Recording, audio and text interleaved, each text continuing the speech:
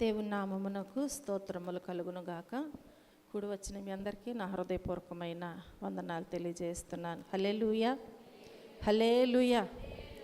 దేవుడు మనలను ప్రేమించి ఆయన ఉచితమైన కృపను బట్టి, ప్రేమను బట్టి ఈ రాత్రి మరలా దేవుని సన్నిధిలో దేవునితో సహవాసం చేసేటువంటి ఈ గొప్ప కృపను అనుగ్రహించినటువంటి ఆ గొప్ప దేవునికి మరొకసారి నా హృదయపూర్వకమైన వందనాలు తెలియజేస్తున్నాను.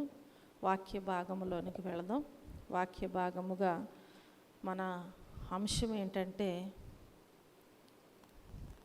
మన అంశము గుంట గొయ్యి నుండి రాజభవనం అంటే అంతఃపురం వరకు వెళ్ళినటువంటి వారిని మనం జ్ఞాపకం చేసుకుందాం. ఈ రాత్రికాల సమయంలో ఏమై ఉన్నది? గుంట గొయ్యి నుండి రాజభవనము అంటే అంతఃపురము వరకు అన్నమాట.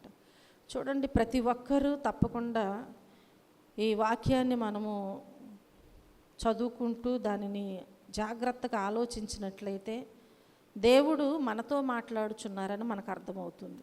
దేవుడు ఎవరితో మాట్లాడతారు?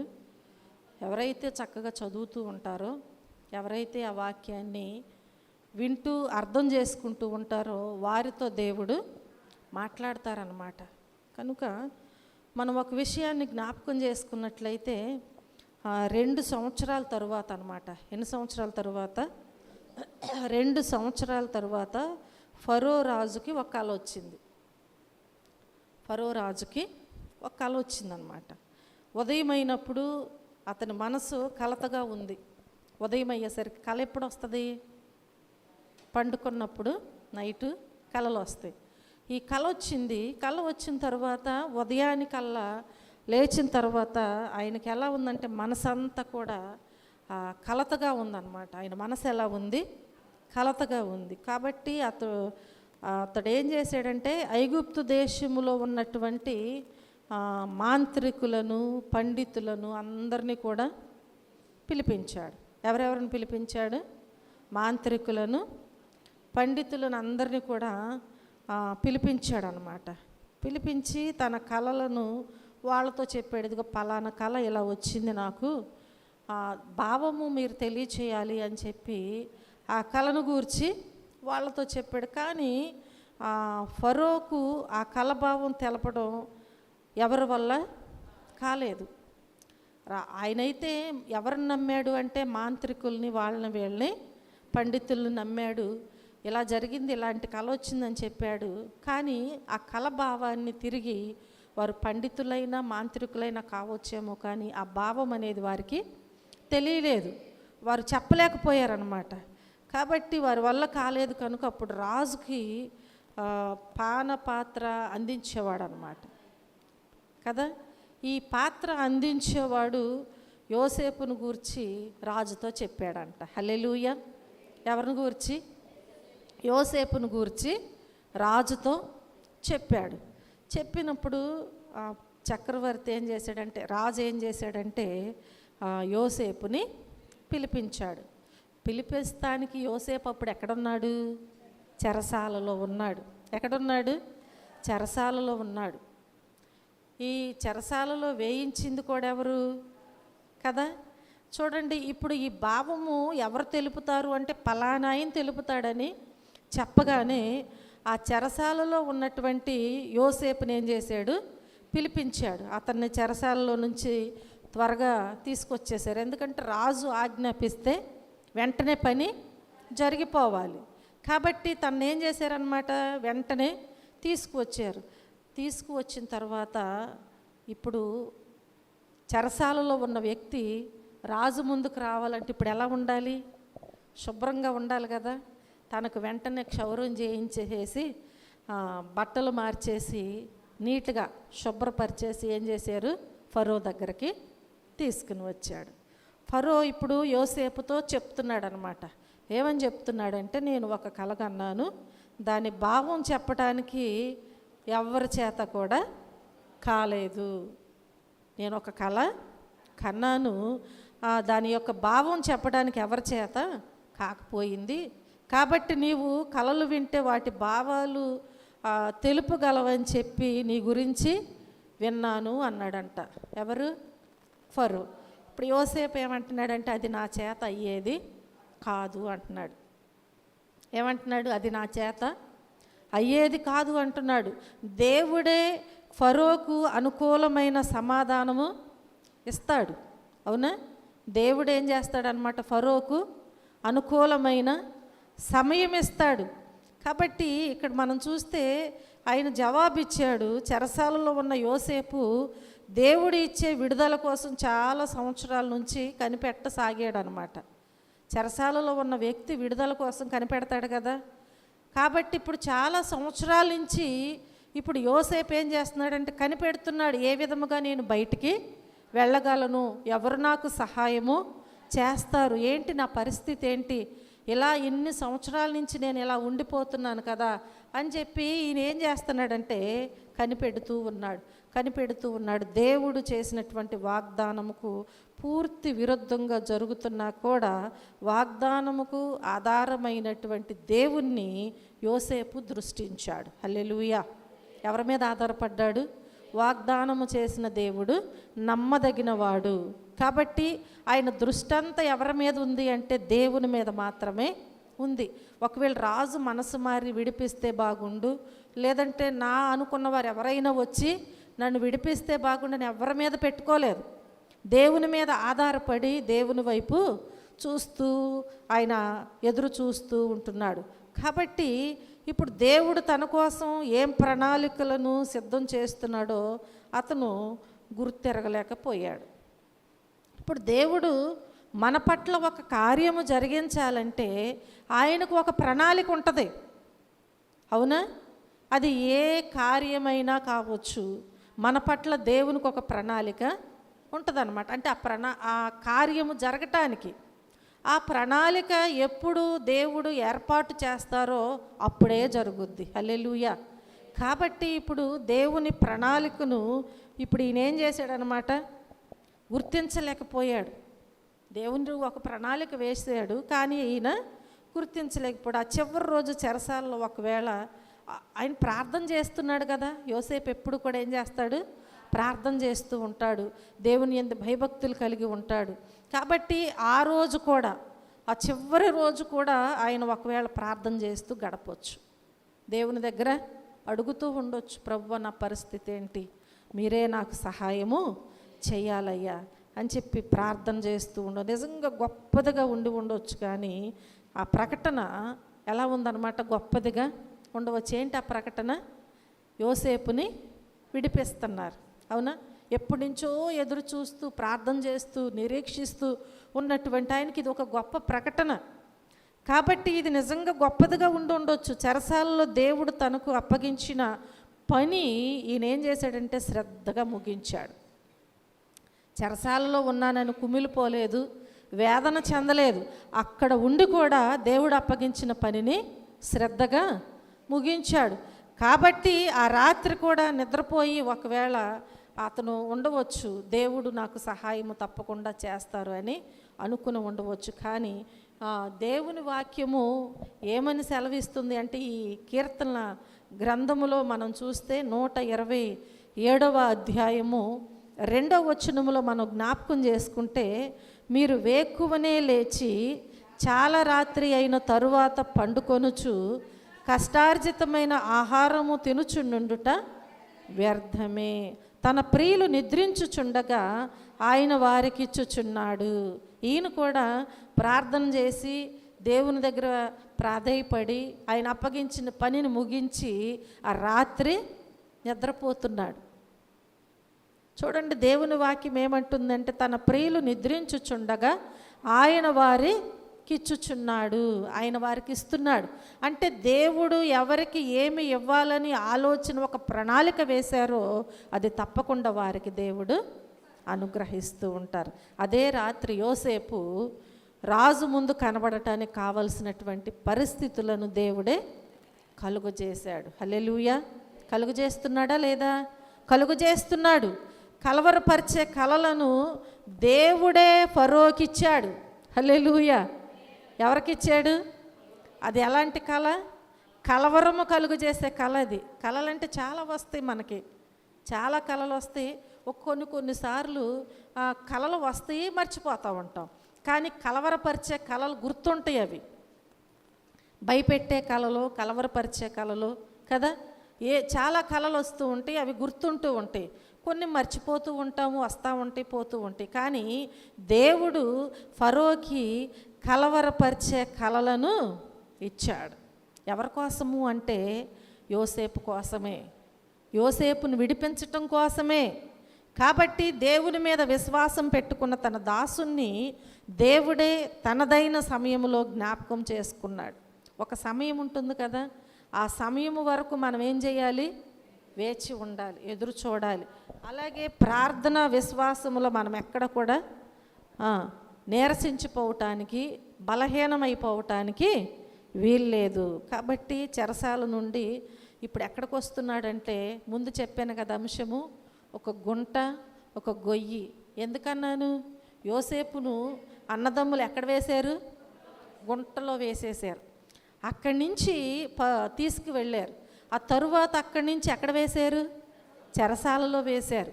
ఇప్పుడు చెరసాల నుంచి ఎక్కడికి వస్తున్నాడు? అంతఃపురానికి వస్తున్నాడు. హల్లెలూయా. చూడండి ప్రియమైన దేవుని బిడ్డలారా, ఇప్పుడు చెరసాల నుండి అంతఃపుర ప్రయాణానికి తీసుకెళ్ళడానికి దేవుడు ఏం చేశారంటే ఒక కార్యాన్ని సిద్ధం చేశారు. అది ఒక్క గడియ చాలన్నమాట. దేవుని ప్రణాళిక నెరవేర్చబడటానికి ఒక్క గడియ చాలు. మనం ఏదైనా ఒక పని పూనుకున్నప్పుడు ఆ పని చేయటానికి కొంత సమయం పడుతుంది. కానీ దేవుని యొక్క ప్రణాళిక నెరవేర్చబడాలి అంటే ఒక్క గడియ చాలు. ఆ ఒక్క గడియలోనే దేవుడు ఎన్నో కార్యాలు జరిగిస్తూ ఉంటారు. హల్లెలూయా.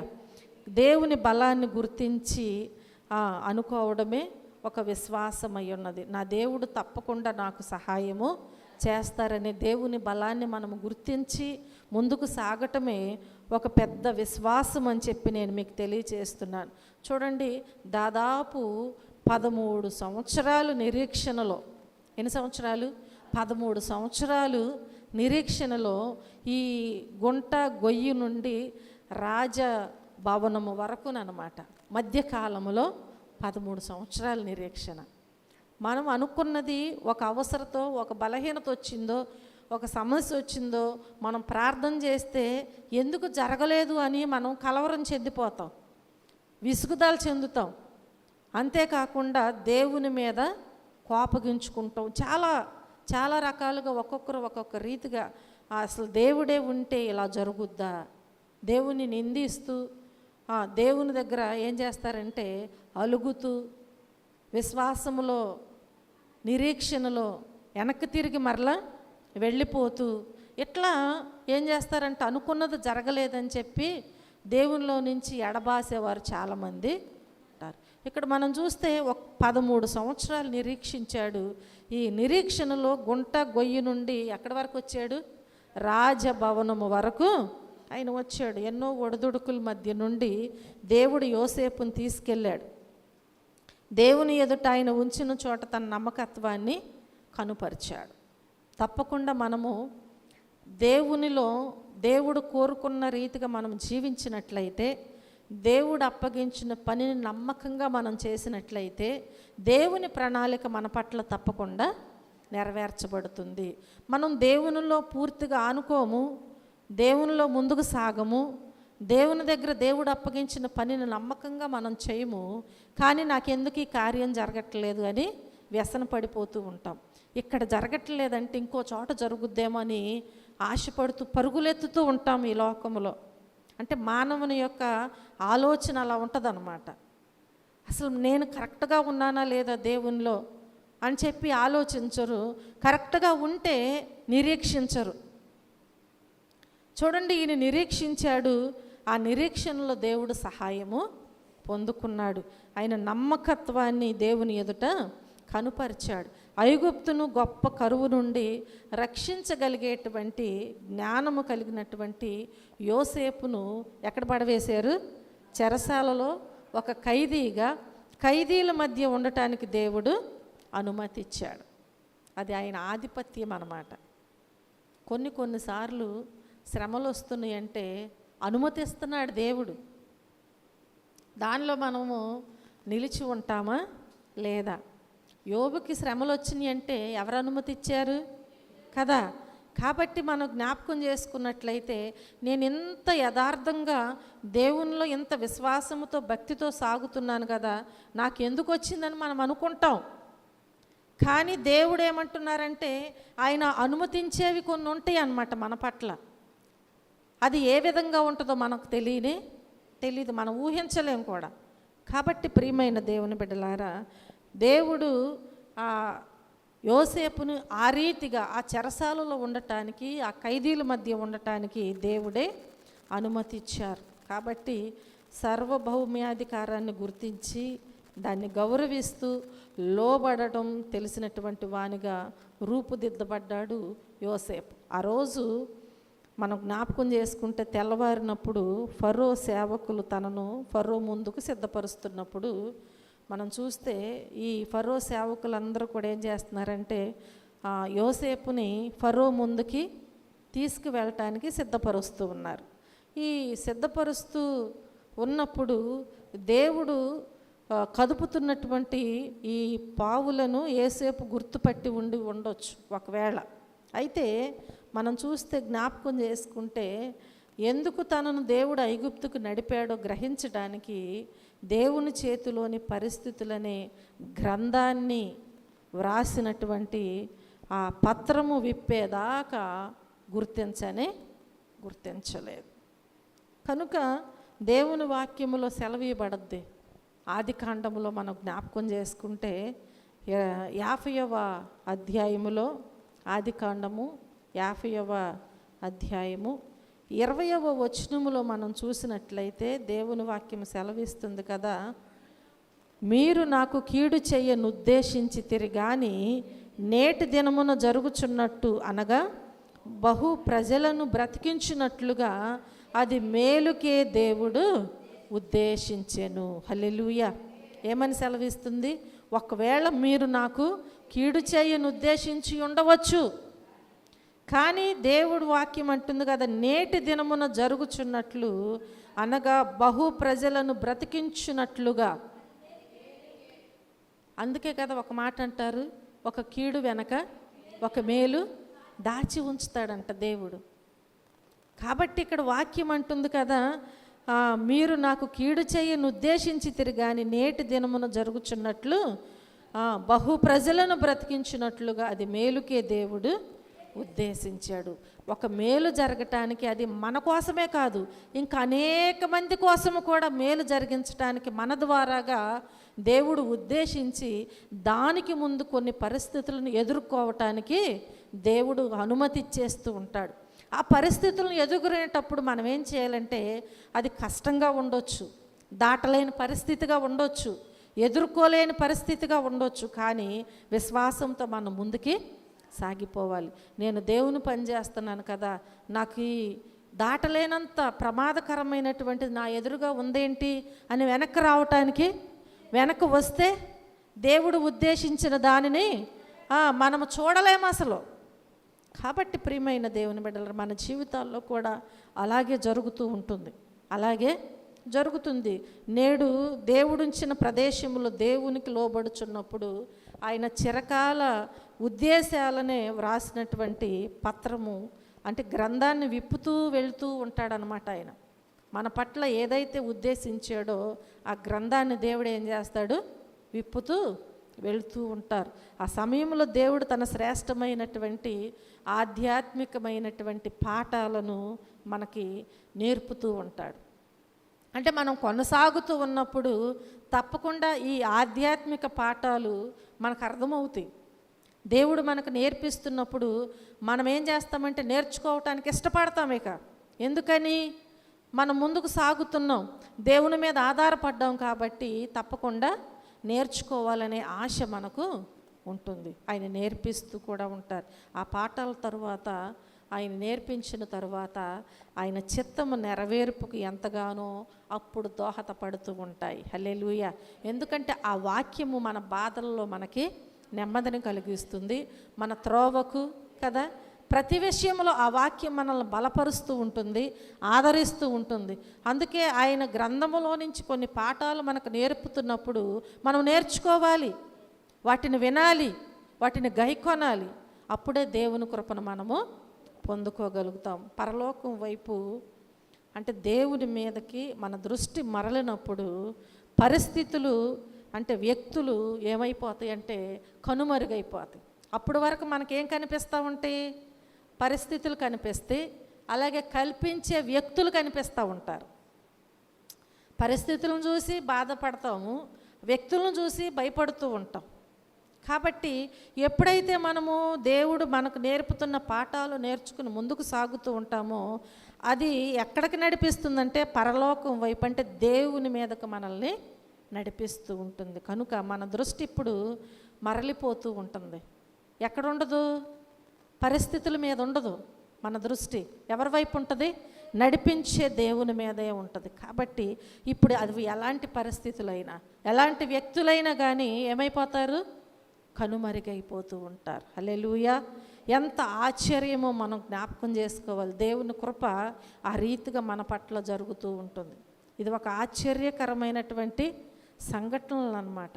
కనుక ప్రియమైన దేవుని బిడ్డలారా, ఆయన్ని మనము ప్రేమిస్తున్నట్లయితే మేలు కొరకు నడిపించేది ఆయనే అని మనం మర్చిపోవటానికి వీల్లేదు.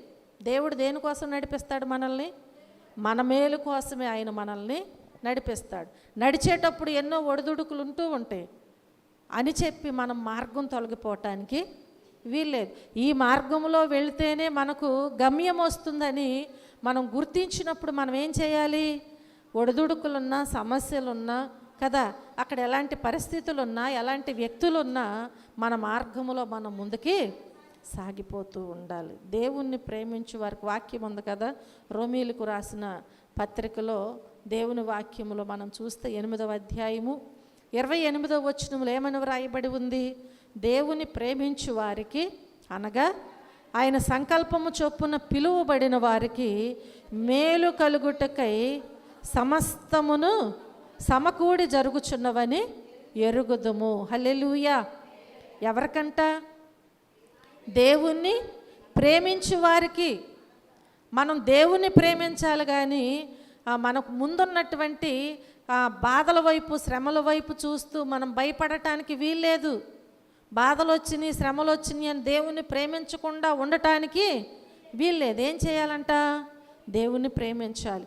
ఎవరైతే దేవుణ్ణి ప్రేమిస్తారో వారికి ఏమవుతుందంట? ఆయన సంకల్పము చొప్పున పిలువబడిన వారికి మేలు కలగటకై సమస్తమును సమకూడి జరుగుతాయి అంట. హల్లెలూయా!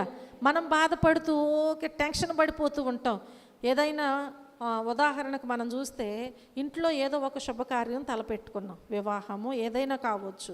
ఇప్పుడు ఏమవుతారు? ఇంట్లో భార్యాభర్తలు ఇద్దరు టెన్షన్ పడతారు. ఇది ఎలా జరుగుద్ది, ఇది ఎలా జరుగుద్ది, మనం అవి చెయ్యాలి, ఇవి చెయ్యాలి, టైం దగ్గరకు వచ్చేస్తుంది కదా, ఏంటి టెన్షన్ పడుతూ ఉంటారు.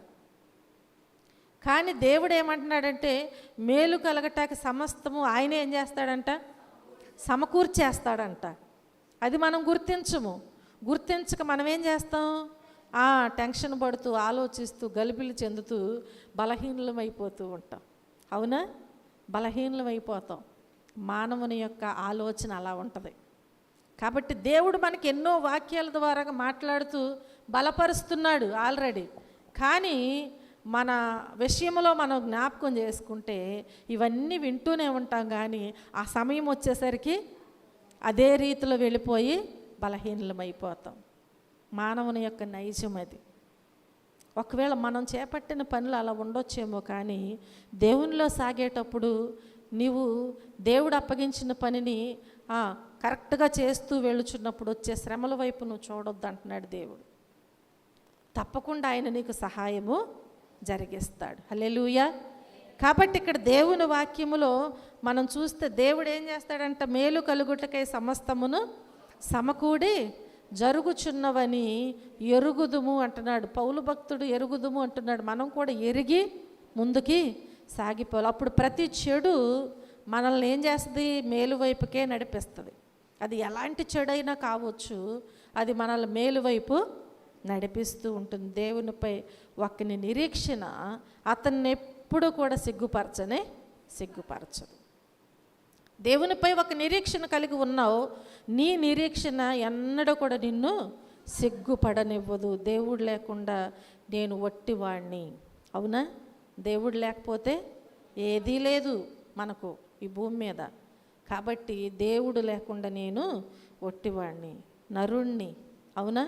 ఒక నరుణ్ణి మాత్రమే. మానవ బలాన్ని నమ్ముకోవటం వ్యర్థం అని చెప్పి మనం జ్ఞాపకం చేసుకోవాలి. ఒక మానవుడు తన బలాన్ని నమ్ముకుని ముందుకు సాగితే అది వ్యర్థమే.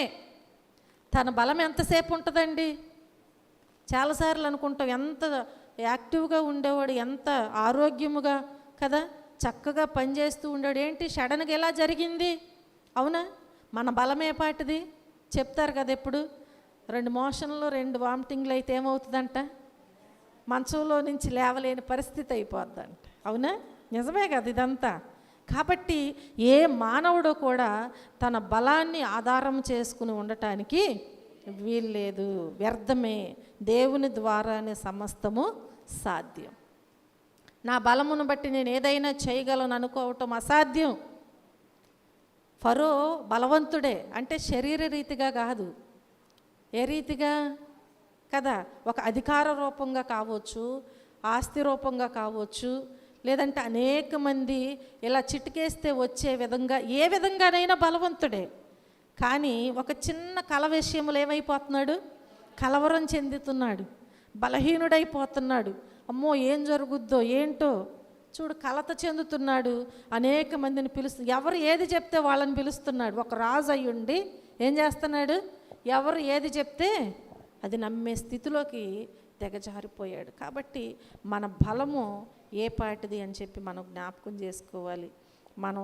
మన బలము ద్వారాగా ఏది చేయలేము. దేవుని ద్వారాగానే అన్నీ సాధ్యము అనేదే నిరంతరము ఒక పాఠంగా ఆయన నేర్పుతూనే ఉంటున్నాడు.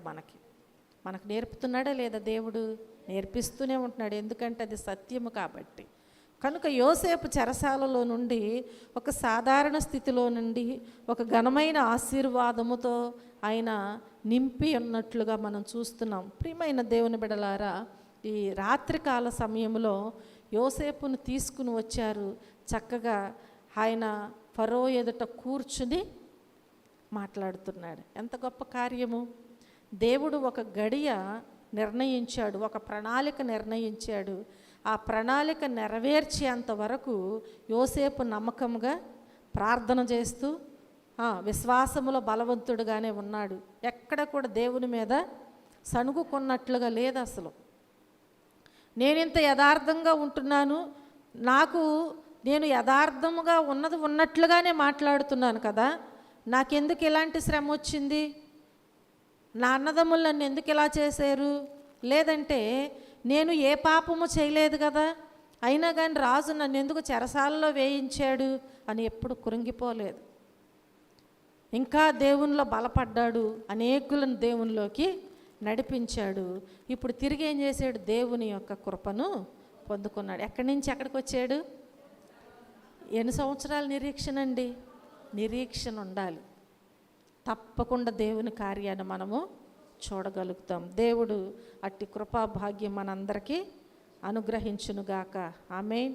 కొన్నిసార్లు మనకు ముఖ్యమైన వారు మనవారు అని మనం అనుకునేవారు మనల్ని ఒకవేళ తృణీకరిస్తారు కూడా.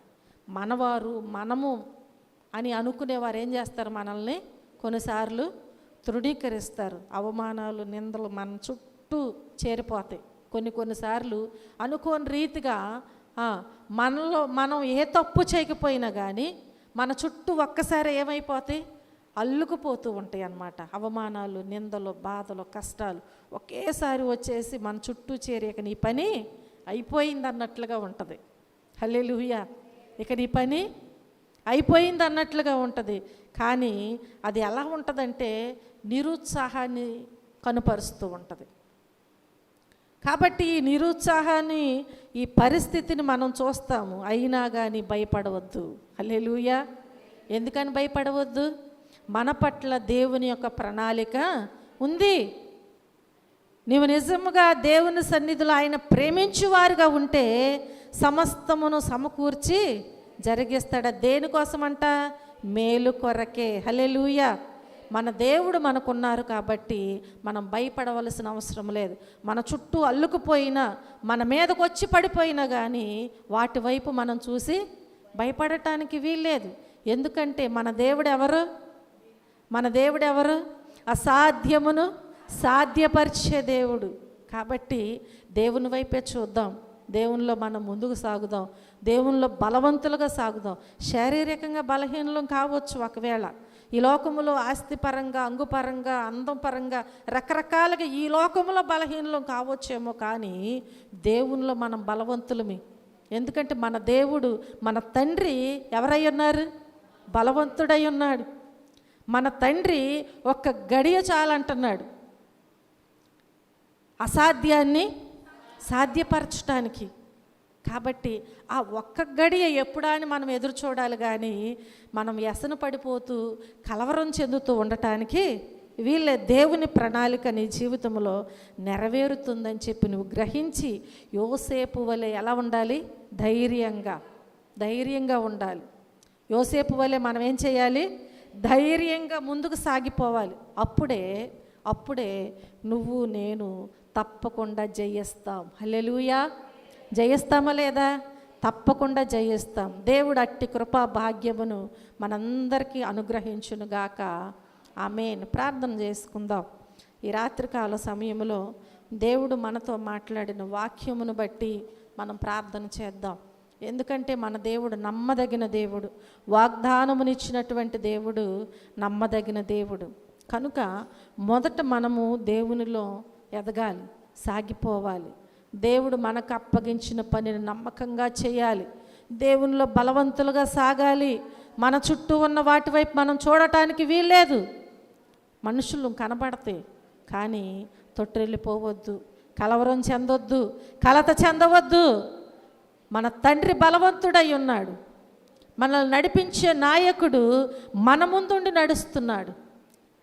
ఆయనను దాటి మనకు అపాయం రావటానికి వీల్లేదు. అవునయ్యా, ఈ లోకములో చిన్న జీవితాలైనటువంటి మా పట్ల ఎంతో కనికరం చూపిస్తున్నావు ప్రభువా. ప్రార్థన చేయండి. నీ విశ్వాసములో నువ్వు బలవంతుడుగా సాగు. నిరీక్షణ ఉంచాలి. తప్పకుండా దేవుని కార్యాలు చూస్తాం. నిరీక్షించకుండా మనము అనుకోగానే జరిగిపోవాలని అనుకోకూడదు. ఒక నిరీక్షణ, ఏ తప్పు చేయకుండా 13 సంవత్సరాలు నిరీక్షించాడు. అవునయ్యా.